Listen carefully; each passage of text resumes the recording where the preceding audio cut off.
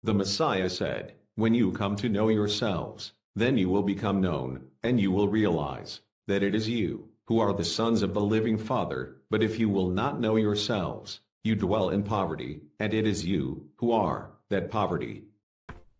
Ah, Gusto ko lang po sanang hilingin dito sa ating kawan na pag magkakaroon po ng worship song ay pwede pong ilagay sa screen yung lyrics para makasabay naman po yung ibang tao. Salamat po. Ang katanungan ko po ay ganito. Kasi po may nababasa tayo sa scripture na son of Elohim or son of Alahayam. Ang ibig sabihin po ba nun, hindi po ba mga angel yon, sabi ng mahal na Ari dati sa kanyang mga video. Ang tanong ko po, ang mga son of Elohim ay mga Elohim din? At saka, meron po bang babaeng angel? Kasi puro na nakalagay lang doon son of Elohim. Yun lang po. Salamat po. Okay, let me take it. Thank you sa question. Yung son of God yan sa kanilang version. Sa atin is yung son of Alahayam is actually ginamit in context para tukuyin ang mga angels. So we presume na pag sinabing son of Alahayam, those are angels. Kasi kitang-kita naman sa Genesis, nandun pa sa Genesis, is yung when the sons of Alahayam go into the daughters of men. So those are angels. Wala namang iba eh. Dalawa lang naman ang entity sa taas. Yung Father and the angels. Later on, yung isa doon is ginawa niyang Messiah. Yun ang Messiah natin. At sa Psalms 2, sinabi niya na today, you become my son. Ibig sabihin, inelevate niya. Sabihin na natin adopted son. Nasa Psalms, chapter 1 yata yan ng Psalms, na andun, today you have become my son. Ask, humingi ka sa akin, humiling ka, at ibibigay ko sa iyo. So, contextually, ang tinutukoy na sons of Elohim, sons of Alahayam, is mga angels. So, wag naman kayong malilito doon sa son of man. Kasi sa ibang versions, tinukoy na son of man yung Messiah. So, kung titira mo, nagkadalawa na ng nature. Ano ba talaga siya? Son of man or son of Alahayam as an angel? Okay, so itong tinatawag na son of man sa New Testament, na tinatawag ng New Testament, although wala talagang New Testament. Wala. That is only one compilation. Itong son of man na tinutukoy is noong ang angel na yon na na-elevate bilang son of the Father na naging Alahayam dahil adopted na nga siyang anak, is yun yung tinawag later on na son of man in the versions noong siya ay nagkatawang tao. So wag kayong malilito dun. So, yes, ang tinutukoy na son of Alahayam dyan, the sons of Alahayam is yung mga angels. But, elevated as the firstborn, as he is, the firstborn, ay yung si King Yahweh. Kasi nasa Proverbs, baga, na long before anything has been created, nandiyan ako. Lahat ng nilikha ay sa pamamagitan ko. Kung wala ako, wala lahat yan. So siya, yun yung tinutukoy na yun. At siya ay inelevate ng Father bilang anak. So, dahil sa maraming versions ang pinagdaanan ng ating kasulatan, kaya ang sinabing son of Alahayam is referring to the angels. Pero meron talagang son of Alahayam na namumukod tangi. Yun si King Yahweh. I hope I answered the question.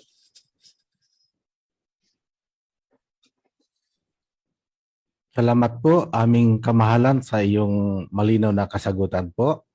Bro Bong, mayroon pa po ba kayong karagdagang follow-up question, kapatid? Opo, yung tinatanong ko po na kung mayroong babaeng angel. Ay, okay. Kasi puro Wala po. Kasi with reference to the angels, it is always expressed as a male. Okay po. Salamat po, mahal na Hari. Walang na-mention sa Bible, sa kasulatan, sa scriptures, na ang angel ay dinescribe bilang isang babae. Wala. They are all in the masculine gender. Although, we could not say na itong mga angels na to is in their original form. Hindi ko masasabi na meron talagang silang sexual organ na panglalaki. Except noong sila ay naging fallen angel, they assumed the flesh. And they bore and they go into the daughters of men. So ang interpretation ko diyan, nagkaroon sila ng physical sexual organs noong nagkatawang flesh na sila.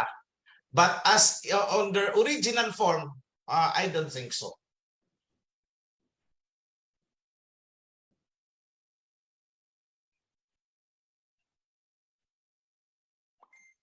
Pagpalang Sabat po mga kapatid, Brother OHC at sa lahat ng mga priesthood saka sa brothers and sisters. Narinig po ba ako? Yes, bro. Yes po, go ahead. Ang tanong ko po ay dito lang sa yung dito sa hanggang sa yung paglikha ng abayawa sa sa mga punong kahoy, sa mga hayop at saka sa tao, sa paglikha ng tao. Mababasa kasi doon na parang ang pagkalikha dito ay parang by words lang, by words. Para bang magic ang nangyari na pag sinabi magkaroon ng ganito, nagkakaroon kaagad. Ang tanong ko po dito ay ganun ba talaga ang nangyari? By words na parang magic na pag sinabi niyang magkaroon ng mga punong kahoy, hayop at tao ay agad ba nagkaganon or dumaan ito sa proseso o sa aparato? Baka may aparato din ang abayahawa na ginamitan niya ng ganun po. Yes. Aparato. Tamaan ng proseso, kapatid. Kasi kung mapapansin ninyo, yung command is by word, but the execution is another story. Yung nababasa natin na let there be light and it was so. Parang ganito lang. Sinabi ng hari na magkaroon ng building dito at nagkaroon nga ng building. Ibig sabihin, nag-pop up lang sa hangin, bug, lumagabog, building na. Hindi. Iniutos ng hari, let there be a building here. Ay, di nag-construction. Tapos, i-fast track mo. Oh, sabi ng hari, let there be a building here. Ayun. Hindi na pinakita yung proseso na itinatayo ang building. Ipinakita na lang, tapos na. So, ang dating sa atin, magic. But, I could tell you, ako na magsasabi sa inyo, lahat ay dumaan ng proseso. Gumagalaw ang molecules, gumagalaw ang chemistry, gumagalaw ang physics. Kagaya nung sinabi, let the soil come up with plants. Ang iniisip natin, kung nagtubuan na yung mga green plants, nagsulputan na parang sa movie na naka-slow motion pa. Hindi po ganun. Kasi nung sinabi niya na let the soil produce plants, fruit-bearing trees, milenya po ang dumaan doon. Why? Kasi kailangan munang ma-prepare ang soil. Kaya ang unang lumabas, mga kapatid, ay hindi kaagad itong mga green plants. Dahil mula doon sa time na inayos ang land, sterile. Bakit sterile? Kasi yung physical reaction, no bacteria, no fungus could survive. Nagbabaga. So it's sterile. So anong ginawa? Let the soil bring out plants and fruit-bearing trees. Anong unang inilatag doon? Anong unang isinaboy doon? Similya ng fungus. So that's why ang unang lumabas ay naglalakihang mga kabute, mushrooms, na kung titingnan natin sa ngayon, mga 9 meters ang taas niyan, mushroom. And the fossils are there, nakuha millions of years ago. Mushroom ang una. Kasi kung hindi mauuna ang mushroom, hindi magkakaroon ng nitrogen. Kung hindi mauuna ang fungus, the mushroom, hindi magkakaroon ng nitrogen. Kung walang nitrogen, wala ni isang green plant na sisibol. So lahat yan dumaan ng proseso. Kahit yung paglikha kay Adam, dumaan yan ng proseso. Ano ang basic na composition ng katawan ng tao? Protein. What is protein? The building blocks of protein. That is the CHON, C-H-O-N. Carbon, hydrogen, oxygen, nitrogen. Pagsamahin mo yan, that is the protein. At sa protein na yan, meron tayong iba-ibang klaseng peptides, polypeptides. So, i-arrange pa yung different combinations para magkaroon ng peptides. At mula doon sa mga peptides na yun, nabuo ang ating DNA. Nabuo ang helix na tinatawag. That material sa loob ng protein na nagdadala ng genetic code natin. Na andun lahat ng impormasyon. Na pag ito ba'y in-execute, gumalaw itong DNA na to, anong klaseng kulay ng tao ang lalabas? Na andun lahat yung nakaprogram yun. So lahat yan dumadaan ng proseso. Kung paanong ang bata ay nagiging tao mula sa egg cell and sperm cell. At sinabi niya, ako ang naglikha sa iyo. Sinabi ng Aba, ako ang naglikha sa iyo. Pero paano ka nilikha? Hindi ba from the union of the sperm cell at saka egg cell? Sperm cell ng tatay mo, egg cell ng nanay mo, nagkaroon ng union, nagkaroon ng mga chemical reactions hanggang sa lumabas yung kauna-unahang maliit na flesh. Similarly, ganun din ang nangyari. Time ni Adam. Mula sa lupa ang kanyang katawan. May carbon ba sa lupa? Yes. May hydrogen? Yes. May oxygen? Yes. May nitrogen? Yes. CHON, protein. From the ground, nandun yung flesh, kinuha. Inadjust. So it's a tedious work na ginawa. Those elements was incubated. Nabuo si Adam. Ngayon, nung gagawin na si Eve, bakit hindi kumuha ulit sa lupa? Because it will be a very tedious process, napakahabang panahon ng bubunuin. So, anong ginawa? Kumuha na lang tayo dito, buo na ito eh. Kumuha na lang kay Adam. At yun na ang para naka-shortcut na ng proseso. And Eve was cloned. Cloning technology ang ginamit kay Eve. Mula sa ribs, anong kinuha? DNA. Yun, anong ginawa? Kinultivation. Inallow ang cells na mag-replicate, mag-multiply, hanggang nabuo, woman. Marami pang adjustment na ginawa dyan eh. Para magkaroon ng distinction between a man and a woman. But, technically, a woman comes from a man. And a man produced a woman. Ibig sabihin, kung ano ang meron ang woman, nanggaling kay man. So what I would say is, ang katawan ng babae, components ng katawan ng babae ay meron ang lalaki. Prove it ngayon. Bakit may testosterone din ang babae? Hormone na pang lalaki. Sapagkat ang katawan niya ay galing sa lalaki. Bakit meron estrogen ang babae?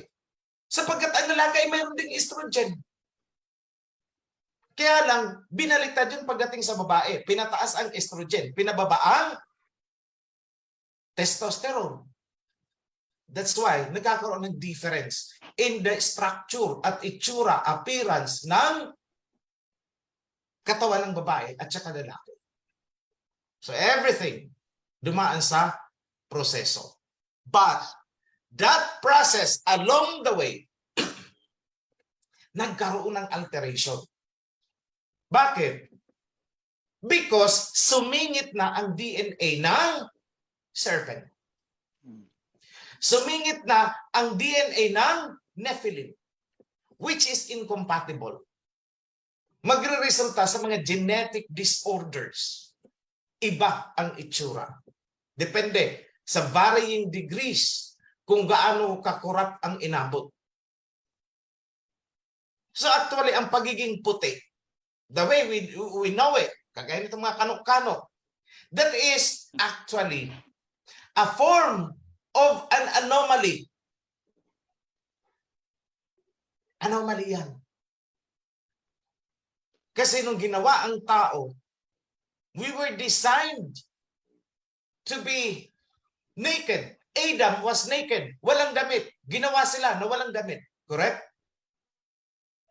Hindi naman dinesign ang tao para magkaroon ng damit eh. As is, ginawa kita na hindi mo kailangan magdamit. Yung katawan mo built-in for that. So anong ini-expect ninyo? Ang pagkakadesign kay Adam is in such a way na hindi na kailangan ang sunblock. Alam niyo yung sunblock, yung lotion na para hindi ka ma-sunburn? Ganun ang katawan ni Adam. In short, maitim siya. Para hindi siya matusta ng sikat ng araw kahit magbibilad siya maghapon. That was the original design. Ay nakurap. Yung mga lumabas na, sumunod na corrupted na yun. Kaya maputi, kaya gumagawa sila sa West ng sunblock. Bakit? Merong defect sa pagpuproduce, genetically, may defect sa pagpuproduce ng kulay na yung melanin na magpoprotekta sa kanila against sa sikat ng araw. So, it's a genetic anomaly. It is an aberration. Yung nangyari dito sa later generations. Tingnan niyo itong mga kanukano ng mga asol-asol ang mata. Pag matindi ang sikat ng araw, halos hindi na yan makadilat. Why? Because there is a defect sa kanilang iris. Ano yung defect na yun? Kulang sa melanin ang kanilang mga mata. Yung kaitiman ng mata, kulang sa melanin. It is a genetic anomaly. A corruption of the creature. A deviation mula doon sa original design. So anong magandang tingnan para sa aba? Aba, itong kulay natin, brown, dahil yun ang close doon sa ginawa niya. Anong tingin niya dito sa mga puti, mga abno? Mga abno yan sa paningin ng aba. Kung baga sa alimasag, yung alimasag na walang laman, ang laki-laking tingnan, pero pag ginanong, wala, ang gaan. Di ba alam niyo yun? Tawag sa amin yan is, may tawag sa amin yan eh. So that is what happened to their body. So babalikan ko lang. Yung nababasa natin na let there be light, that is only the command. Yang command na yan, hindi yan ang nag-action mismo. But rather, somebody executed the command. Sino ang nag-execute niyan? Mga angels. Kaya nga, inuna niya ang mga angels. Why? Because they are the ones who will execute. Utos yun eh. Hindi naman yung inutosan niya ang lupa, nagkagano na hindi. Hindi yung lupa ang kautos niya nung sinabi niya, let the soil produce green plants. Oh, magkaroon. Dapat magkaroon dito ng mga green plants. Automatic. Yung soil kumilos, umalimbukad ang soil. Yun ang ini-imagine natin, umalimbukad ang soil, umuusok-usok pa, at may dahan-dahan ng lumalabas na halaman. Hindi po ganoon. Ang ginawa ng mga angels, inayos nila, nagkalat muna sila ng similya ng fungus. Kung saan nila kinuha yung fungus na yon, yung angels ang nakakalam kung paano nila ginawa ang fungus, but that is a long process. At yun muna ang pinatubok nila. Ayan, nagkalat sila buong mundo. Fungus. Ang fungus has a limited lifespan. Mamamatayan. Nung uminit na ang araw, nag-full blast na ang liwanag ng araw, doon pa lang nagkamatayan na itong mga fungus. And they became the first fertilizer para sa lupa. Sila ang nagpasimula ng tinatawag na nitrogen balance. Without the nitrogen balance, walang tutubo na kahit anong green leafy vegetable. O pagkatapos nung okay na, fertilized na ang lupa, doon na sinimulan naman gawin itong mga halaman. Mula doon sa salita na, let there be green plants, fruit-bearing trees. Sinong inuutosan niya? Yung lupa? Hindi. Ang inuutosan niya is yung mga angels. Gawin niyo ito. Gusto ko merong ganito dito. Nakuha po ninyo? Otherwise, mag-isip kayo. Inunang gawin ang mga angels. Para ano? Bakit inuna niyang ilikhain ang mga angels? Para ano? Para magkanta-kanta at magpa-cute-cute habang may pakpak at naka-amin-amin yung kamay na nakaganon, nakamudra bang tawag doon? Na nakikita natin nakaganon-ganon samantalang ama ay nagpupuman. Hindi! These angels did the dirty part of the job. Huwag po natin gawing pantasya ang creation. Para silang mga utusan. Gusto mo magkaroon ng building dito, construction workers, naka-helmet, etc., etc. Kaya nga, anong sabi ni Job? Nung maitayo nila ang foundation, nagkantahan sila, tuwang-tuwa sila. Kumbaga sa atin ngayon, nagtalo na sila, successful na itayo ang poste. Parang ganun. Because they were doing the hard work. They celebrated after lang ang pundasyon. So, ganyan po ang creation. Ganyan ang creation. So, aabutin tayo ng 3 araw kung i-describe ko at saka the human language, yung human language natin is kulang na kulang para mailarawan natin kung ano talaga ang nangyari. Wala tayong vocabulary.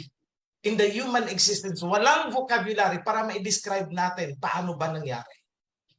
Yun po ang limitation niya. That's why I could not explain. Yet it is there in my mind.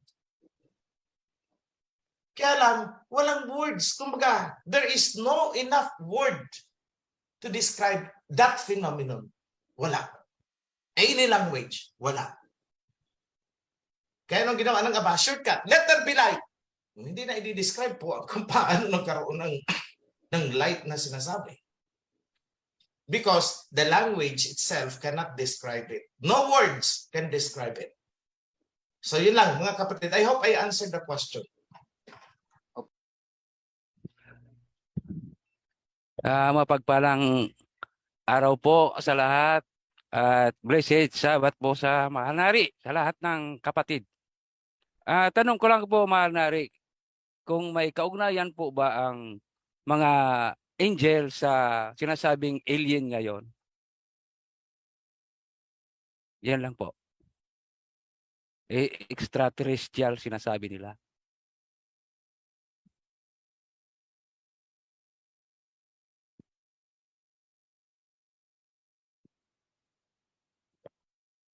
Nakamute po kayo, mahal na hari.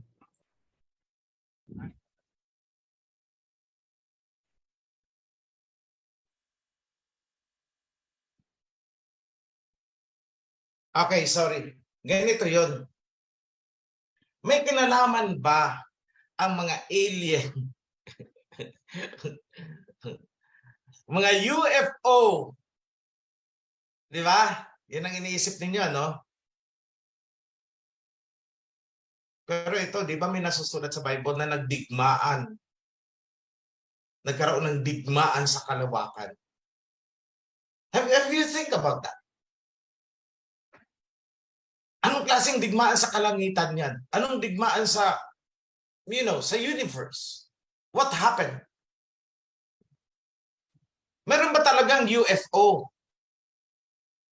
Nanonood ba kayo ng mga movie? UFO? UFO daw, UFO, UFO. Iba na ang pangalan niya ngayon eh. AUP eh. Basta iba nila ang pangalan niyan. Unexplained phenomenon daw.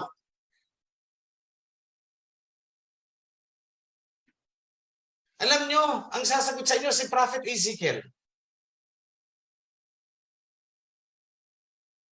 May sariling jet plane eh. Napakasosyal ng prophet na yan eh. May jet plane siya na sinasakyan during that time. At fully automated pa. Pati yung hagdan, bumubuka ng ganun. Aapak lang siya sa platform. Tapos iaakyat na siya doon sa loob ng tawag nila ay creature. Living creature. Tapos later sa bandang huli, tinawag na cherubim. Nakakita kayo ng tapos sabi, ano ang cherubim? Angel daw. Nakita niyo kung anong kalokohan yan? Dinescribe ni Prophet Ezekiel yung tinatawag ng cherubim, may mga gulong, wheels. Basaan ka naman nakakita ng angel na may wheels. Ano yan? Pilay para magkaroon ng wheels. Tapos meron daw wings. Tapos nung daw sa may wheels, merong nag-glow na parang nagliliwanag. Tingnan nyo ang kinsan ni Putin. Yan yun. Ganun yun. Ganun ang itsura nun. May wings. Tapos yung bumubuga sa may puwetan, parang flamethrower, blue ang kulay. Walang words na magamit para ma-describe yan. Kaya anong isinulat? The glory of God. See? But we're talking about technology. Anong sabi ni Prophet Ezekiel? May parang kamay na umuunat, doon siya pinaapak, tapos dinadala siya sa loob ng creature. Pagdating doon, sa loob ng creature, inilipad siya papunta sa Babylonia. Nakita niya ang mga mountains. Dumaan sila. Tapos sa harap niya daw, nakikita niya daw ang vision mula sa Spirit of Al-Hayam. Subukan mo umupo sa eroplano, business class, tapos sa harap mo may malaking TV monitor na nakikita mo ang tinatakbuhan ninyo, may mga images saan na kayo nakakarating. Pagdungaw mo sa kaliwa, makikita mo ang mga mountains sa baba. That exactly ang experience ni Prophet Ezekiel. So may UFO during that time. Ewan ko kung anong tawag nila, kung UFO na rin. But that is what we call today as UFO. Lumanding sa may ibabaw ng temple. Dinudungawan ni Prophet Ezekiel ang temple. Tapos nung nakababa na siya, tinitingala niya yung creature. You see? Long time ago, anong tawag nila doon? Wala silang maitawag. Kaya anong tawag na lang ni Prophet Ezekiel? A living creature. But that is what we call today as UFO. Basahin niyo mabuti ang Ezekiel. Tingnan niyo mga part na yon. Kung iisipin ninyo na that is a fantasy na parang milagro-milagro, naglulutang-lutang sa hangin na parang multo, mga ganun. No. It's not that. It's technology. Transport vehicle. Ang tawag ko dyan is aerospace vehicle. Ang sinakyan ni Prophet Ezekiel. Kaya nadudungawan niya ang mountains. Sa harap niya may monitor na napakalaki. Hindi niya alam na monitor ang tawag doon, display. Tapos ang sabi niya, vision. Kasi vision nga naman. Yun naman ang vocabulary na meron siya para i-describe yun eh. Wala na. So sabi niya, vision. Galing daw sa glory ng alahayam. Kasi hindi niya nga ma-explain. No words can explain kung anong nakita niya. And then, anong sabi? Nung bumaba na daw siya sa Babylonia, in-stop na daw ang vision. Pwede, para kang nag-disembark sa aeroplano, bago ko bumaba, pinapatay ang mga monitor display sa harapan ninyo. So it's technology. Dinescribe ni Prophet Ezekiel yung cockpit. Kung saan nakaupo daw, yung isang parang tao na makintab ang suot, tapos yung inuupan daw is parang throne. Eh di upuan, trono, parang trono na lapis lazuli daw ang kulay. Ay baka velvet ang upuan, kumikintab. Kaya ang description niya lang, lapis lazuli, kasi yun ang alam niya. Wala pa namang word na velvet noon eh. Oh, dinescribe niya ang creature. Sa baba daw nagbabaga, nag-glow. Tapos going pataas, para daw kumikintab na metal. Ay aba, spacecraft nga.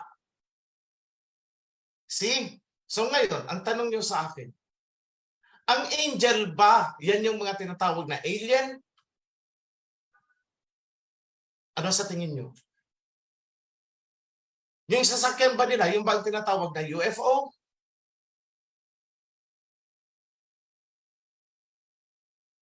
Yung clouds na nag-guide noon sa Israelites nung lumabas sila sa Egypt. Tapos sa gabi, maliwanag. Sa araw kasi, maliwanag din yan. Kaya lang hindi mo mapapansin kasi nga maliwanag yung sun. Pero pag inalis mo na ang sun, makikita mo nag-glow yun. Eh, pababa ang glow. Eh, the pillar of light. Nakuha nyo. So don't imagine a fantasy. Imagine a high technology. Yun ang Aba. Yan ang kapangyarihan niya. Kaya nga anong sabi? Babalik lang ang anak ng Aba kapag malalim na ang kaalaman kasi maiintindihan na natin what is happening in the universe. Yun po ang totoo dun. I tell you. This alien na to, mga fallen angels. And these fallen angels ang pinagmula ng technology na naandyan sa West. Pero hindi patatalo yung technology ng people of Alahayam. Kaya anong sabi ni Putin? We have in our arsenal something that is beyond your imagination. We have something na wala kayo. Tingnan ninyo, bakit hindi mabit-bit ng US yung kinsal ng Russia? Faster than sound. Ni radar ng NATO hindi ma-detect eh. Why? Oh, pag inabot na ng technology na yun, lalabas na naman ang Russia ng mas grabing technology.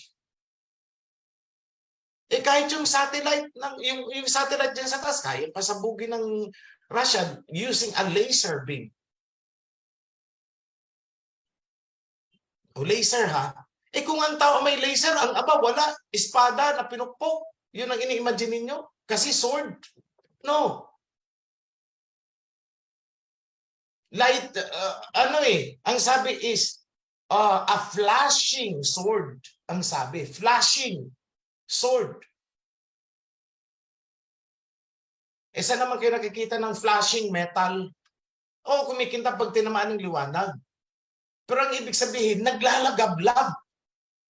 Naglalagablab na sword. So anong dinidescribe? Na ang tinatamaan na susunog. Ano yun? Laser. Ang tao may laser ngayon. Isang turo sa'yo, isang kalabit nun, tunaw. ang tatamaan. Tunaw, mag-evaporate. Kung ang tao meron ganyan, tapos ang aba, ang ini-imagine natin, espada. Alam niyo kaya sword ang ginamit dyan? Kasi yun lang ang may salita na pwede silang gamitin, na pwedeng mag-ugma doon sa gusto nilang i-describe. Hindi pa uso ang salitang laser noon. Ngayon lang yan. So, ang aba and the angels is a very high technology entity. Very high technology. Na gustong ipirate ni Satanas. That's why he fell. Ang technology ng aba is in such a way na iniisip pa lang natin na pipick up na ng kanilang technology doon. Iniisip pa lang natin na pipick up na nila doon. Kasi ang utak ng tao, kapag may iniisip, nagkakaroon ng mga chemical reactions. Nagkakaroon ng increased metabolism na tinatawag. Tapos, nag-i-emit siya ng electrical frequency. Energy frequency. Yung frequency na yun, nadidetect ng technology ng aba at nai-interpret nila ano ang sinasabi niya. Imposible sa aba, hindi po. Ngayon nga cellphone mo lang alam kung nasaan ka. Huwag ka magsisinungaling sa akin na andun ka. Bakit? May GPS tayo. Tapos yung aba walang GPS. Higit pa dun. Ang meron siya. Ngayon may drone na ang tao. Na andun sa kabilang bundok, naglalaban-laban dun, pinanunood dito kung ano ang nangyayari. O anong meron ng aba? Higit pa dyan. You see? Ang aba, kaya niyang utusan ang mga ibon. Isang release niya lang ng frequency, range dyan, gagalaw ang mga ibon ayon sa gusto niya. Maghasik kayo ng apoy doon, sunugin niyo ang mga forest. O di ginawa niya. Tingnan nyo, ang nagkalat ng sunog sa iba-ibang parts ng US, Europe, anong nagkalat ng forest fires nila na sinabi ni Prophet Isaiah yata yun, nakasulat? Ang idinagdag ko lang dun is heat wave. But exactly, wildfires, drought, floods, hail. Oh, nangyari ngayon. Tingnan nyo sa YouTube. Sunod-sunod dyan na nangyari. Nisip kasi nila, paano mangyayari yun? Kaya nagulat sila, ibon ang nagkakalat ng apoy. See?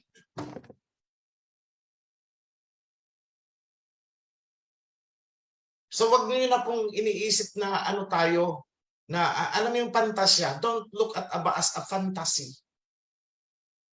But rather look at him as a very, very, very, very, very, very high technological entity siya that is beyond human comprehension. Yan na lang ang tingnan nyo. In such a way na itong kidlat na to is produkto niya. The thunder, produkto niya. How he do it? Because he has very high capacity. Wisdom na hindi maarok ng tao. That is how I look at him. Hindi yung pantasya na iminulat sa atin. Tingnan nyo, angels daw may pakpak. Di ba? Yan ang alam natin. Correct. Ang angel may pakpak. O i-research ninyo kung saan galing itong angel na pinortray nila na may pakpak. Dahil para sa akin, ang angel is parang tao. Hindi yung pakpak na lumilipad-lipad. Nag-i-invisible, lumilipad-lipad. Hindi yon. That is not how I imagine it. Ang imagination ko is tao talaga. Kagaya ng pumunta kay Abraham, tao talaga. Kaya lang, may capacity sila na i-change ang frequency ng katawan nila in such a way nagiging invisible sila. In such a way na nakaka-travel na sila by air. Yun. And that will be, we will be like that. Magiging ganyan tayo. Yung mga pinili. At the time na dumating